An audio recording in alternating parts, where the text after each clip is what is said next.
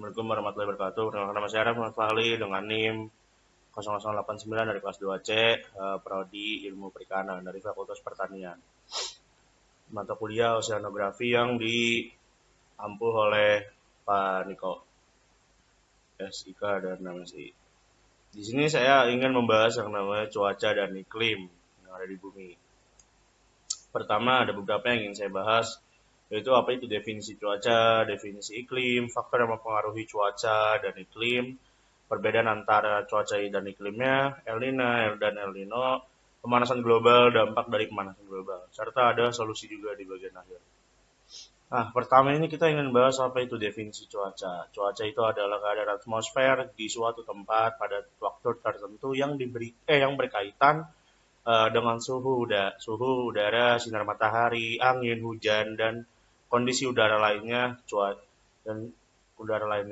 Cuaca sifatnya itu tidak menentu dan berubah-ubah dalam waktu yang relatif singkat. Nah, lalu kedua ini ada definisi iklim. Iklim adalah rata-rata kondisi cuaca di suatu wilayah dalam jangka waktu yang panjang. Biasanya itu selama 30 tahun, bisa juga lebih.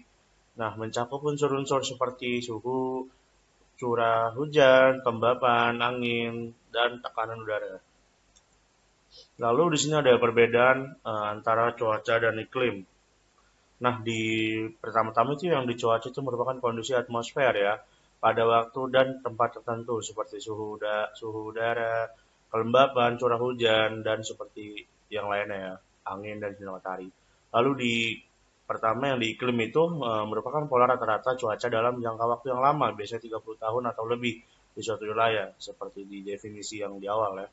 Lalu kedua itu di bagian cuaca, cuaca itu dapat berubah-ubah dari menit ke menit, jam ke jam, hari ke hari, dan musim ke musim. Lalu di bagian iklim itu, iklim menggambarkan karakteristik cuaca secara umum di suatu wilayah gitu kan.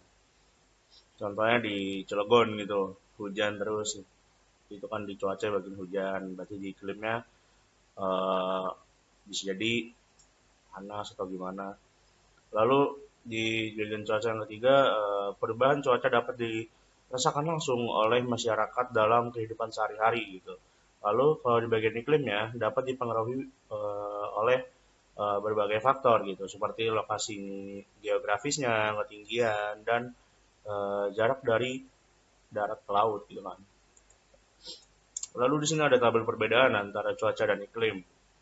Dari aspeknya itu ada tentang waktu, cakupan wilayah, karakteristik, pengamatan, contoh, dan ada ilmunya juga ya. Kalau di cuaca itu meteorologi dan di iklim itu klimatologi.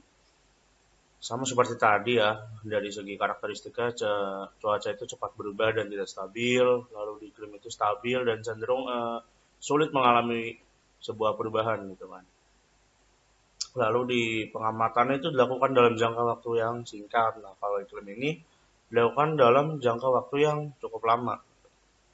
Nah, kalau di rentang waktu dan cakupan wilayah itu udah dibahas seperti yang di awal ya.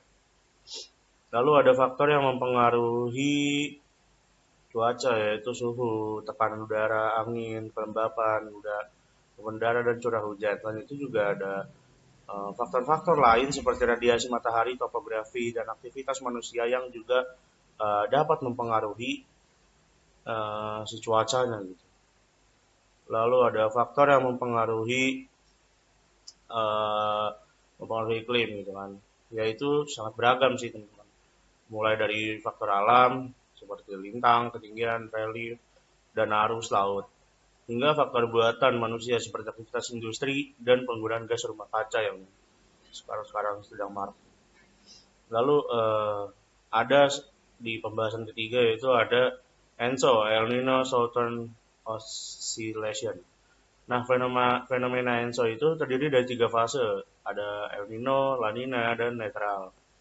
Nah, ENSO itu adalah variasi angin dan suhu permukaan laut di wilayah tropis belahan timur Samudra Pasifik yang irreguler dan berkala. Nah, ENSO itu berpengaruh terhadap cuaca di sebagian besar wilayah tropis dan subtropis yang ada di bumi. Nah, di sini ada pertama itu ya, ada fase El Nino. Fase El Nino itu adalah fenomena iklim yang ditandai oleh melemahnya angin pasat yang biasanya bertiup dari timur ke barat. Nah, hal ini terjadi akibat peningkatan suhu permukaan laut di wilayah timur dan tengah Samudra Pasifik, sehingga menyebabkan tekanan udara di bagian timur Pasifik menjadi lebih rendah dibandingkan dengan bagian baratnya. Nah, lalu si El Nino ini menyebabkan perubahan pada sirkulasi atmosfer dan menyebabkan kemarau yang cukup panjang. Dan ketiga itu, kedalaman termoklin menjadi lebih dalam dibandingkan saat kondisi netral maupun La Nina. Upwelling tidak terjadi dan hasil tangkapan ikan pun biasanya menurun. Lalu ada fase La Nina. Nah, La Nina adalah fenomena iklim yang terjadi ketika suhu permukaan laut di wilayah tengah dan timur Samudra Pasifik tropis menjadi lebih dingin dari biasanya, yang bisa berdampak pada perubahan cuaca global. Lalu eh, keduanya itu penguatan angin pasat mendorong massa air laut ke arah barat, sehingga suhu permukaan laut di wilayah timur Pasifik itu menurun. Nah, hal ini terjadi karena perpindahan air ke barat menciptakan kekosongan yang kemudian terisi oleh air laut yang lebih dingin dari lapisan bawah laut di Pasifik Timur. Lalu di pembahasan ketiganya itu dampaknya adalah biasanya potensi hujan meningkat yang terjadi di bagian barat ekuator Samudra Pasifik. Nah, terus curah hujan jadi berkurang di bagian timur Samudra Pasifik, angin pasat timur dan juga sirkulasi monsun tuh menguat. Lalu ada bagian ensor netral. Nah, ensor netral itu selama fase normal ensor angin pasat berhembus secara konstan.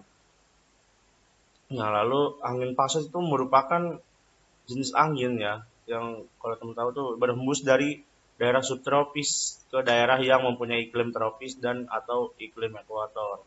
Jadi kalau yang bertanya apa itu angin pasat, ini penjelasannya.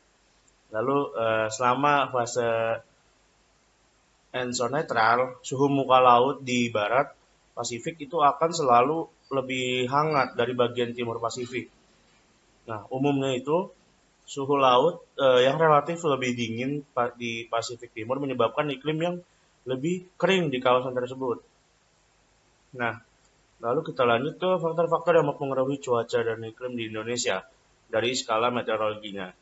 Nah, dari segi global itu gejala El Nino dan La Nina itu ya, seperti tadi kita bahas.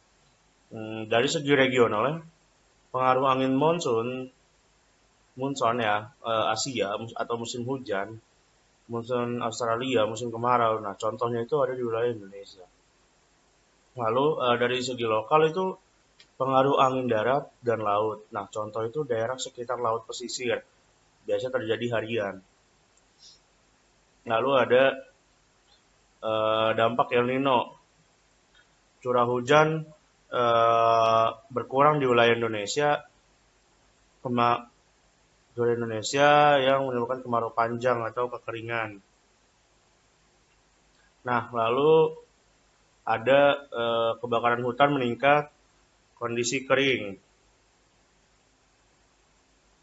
Kering, lalu biasanya gagal panen akibat berkurangnya air untuk pertanian gitu. Nah, lalu hasil tangkapan ikan menurun karena tidak terjadi upwelling.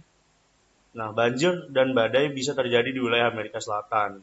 Oke, lalu ada dampak La Nina, yaitu curah hujan meningkat di Indonesia dan Australia, itu ada banjir dan tanah longsor. Lalu ada musim hujan biasa lebih panjang, hasil pertanian bisa meningkat jika tidak terjadi banjir ya. Lalu ada suhu global cenderung lebih rendah.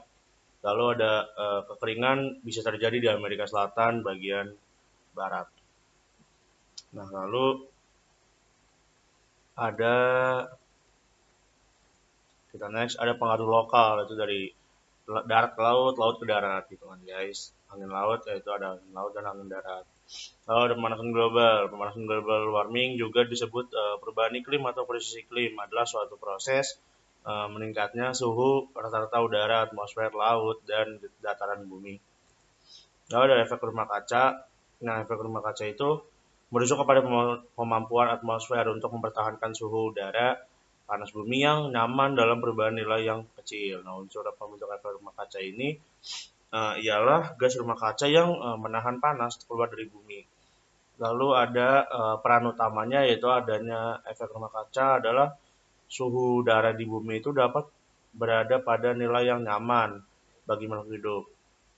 Lalu tanpa efek rumah kaca itu bumi akan memiliki suhu rata-rata yang sangat dingin gitu, serta dapat membahayakan keberlangsungan dari makhluk hidup. Lalu ada penyebab pemanasan global, ada emisi karbon. Pertama itu emisi karbon itu dari kendaraan, nah, merupakan penyebab utama terjadinya pemanasan global. Nah, hal ini itu karena asap yang dikeluarkan dari si knalpot kendaraan tersebut, bermotor, bermobil dan lain-lain itu mengandung gas karbon dioksida. Itu tidak hanya berbahaya bagi tubuh, gas itu juga berbahaya eh, sebagai sumber polusi udara.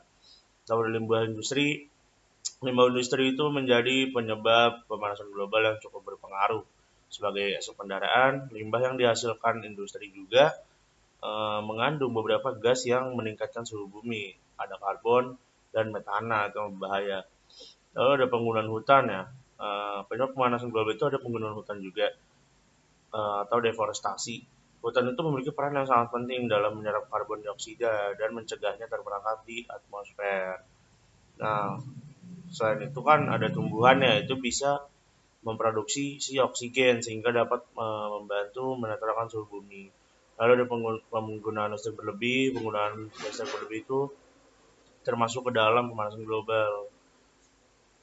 Berperan dalam terjadi pemanasan global, yaitu konsumsi berlebihan energi listrik sehingga menyebabkan emisi karbon dioksida yang tinggi, memperkuat efek rumah kaca dan menyebabkan peningkatan suhu bumi. Lalu ada dampaknya yaitu kepunahan beberapa jenis hewan dan tumbuhan, temperatur bumi semakin tinggi, penipisan lapisan ozon, lalu berpengaruh terhadap kesehatan makhluk hidup, terus hilangnya terumbu karang, ada juga kenaikan permukaan air laut dan juga perubahan iklim yang ekstrim di berbagai wilayah bumi bumi. Lalu ada solusinya yaitu lebih banyak menggunakan transportasi umum ya, contohnya seperti sepeda atau berjalan kaki supaya mengurangi emisi karbon.